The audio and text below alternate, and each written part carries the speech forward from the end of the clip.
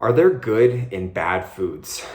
I feel like if you were to ask a random person off the street, they're gonna be like, yeah, the good food is the healthy food, and the bad food is the unhealthy stuff, the fattening food.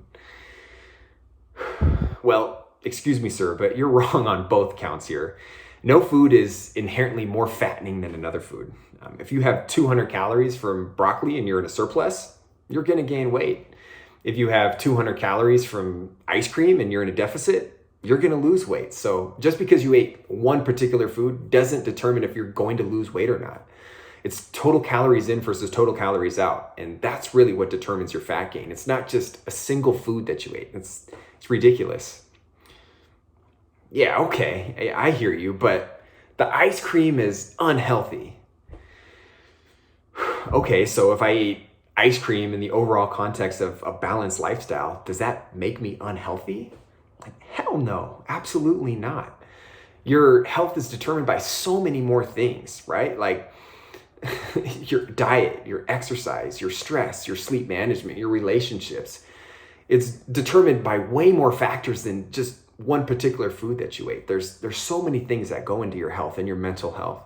So calling a particular food unhealthy is rude and it's just wrong. And just because you have ice cream doesn't mean that you're unhealthy and that you can label yourself as an unhealthy person.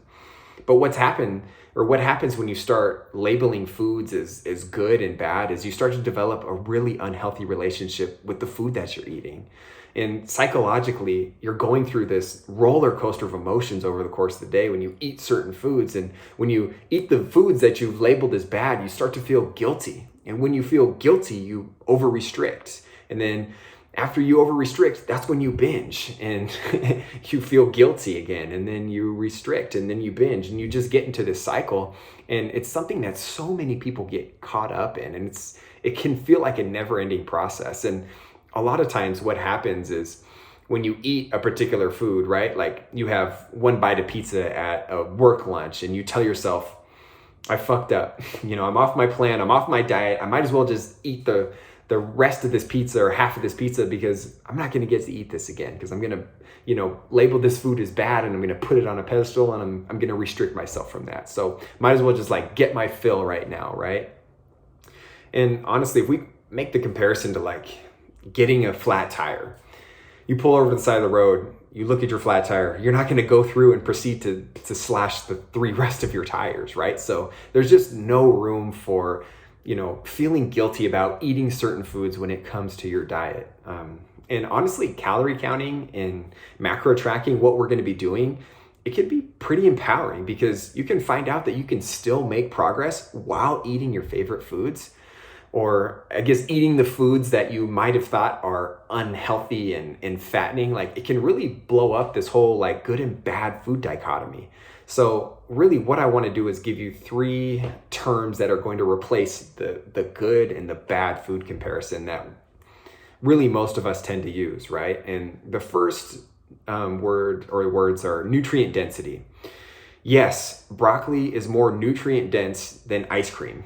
Ice cream doesn't have as many nutrients, and that's totally fine to say, right? Like broccoli has more nutrients in it. That's a fact. The second word is macro-friendliness. Typically, like a macro-friendly food is something that is higher in protein per calorie, since that's kind of the game that most of us are playing, trying to eat a higher protein diet or trying to limit our calories. So for example, chicken breast, right? Chicken breast is going to be more macro-friendly than ice cream, period. Chicken breast has more protein than ice cream does per calorie, and ice cream is going to be pretty low in protein and pretty high in calories usually. Which brings us to our last point, which is caloric density. How much food do I get for how many calories? So 200 calories from broccoli is a shit ton of broccoli, right? It's a lot. This makes broccoli very or I guess not very calorie dense. This makes broccoli not very calorie dense. Now, when compared to ice cream, 200 calories is like one scoop. It's very calorie dense and you get a ton of calories in a very small amount of volume. So when people say that ice cream is fattening, what they probably mean is ice cream is really delicious. It's very calorie dense, making it very easy to overeat. And when you overeat it, you're getting a lot more calories compared to other foods. So really the moral of the story is like, we really have to get away and stop with this good and bad food crap, like, which if you keep doing, at best it's giving you disordered eating, and at worst it's going to give you a full-on eating disorder. And there's just no room for feeling guilty in your diet. So again, just remember that there's so much more to your health and fat loss than just eating a particular food or not. But yeah, I hope this helps. Thank you for listening to my rant. And I just hope those three terms, macro-friendly, calorie density, and nutrient density, are just way better descriptions of the food that we eat. And it can kind of help take us out of that, binge, restrict, guilt cycle that we kind of find ourselves falling into more often than not, or maybe we're still in at this point. So thanks for listening. I'll see you in the next video.